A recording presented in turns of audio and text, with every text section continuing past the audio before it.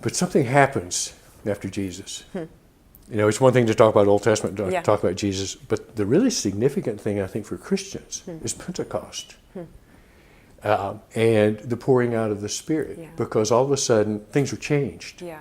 And it's not like, oh, it's just like the old days. No, these are the last days. And you remember Pentecost, Peter stands up and quotes that passage from Joel 2:28 and talks about your sons and your daughters will prophesy, and your slaves, your male slaves and your female slaves. Right. And I think there is good reason to think that Joel 2:28 is actually under that text in Galatians 3:28, which says there's no distinction between these categories now. Yeah. So the coming of the Spirit changes things, and we're not merely talking about, okay, what's your gender, but are you endowed with the Spirit? Yeah. How's the Spirit gifted you? How's the Spirit calling you to do the ministry of the church? Yeah. And that's not gender specified, it's Spirit specified. Spirit specified.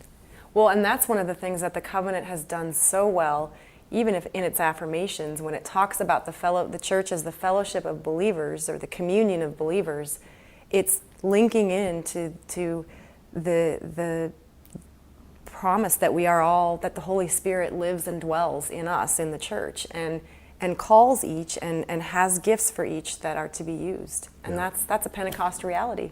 That's what you're saying. Right. And so,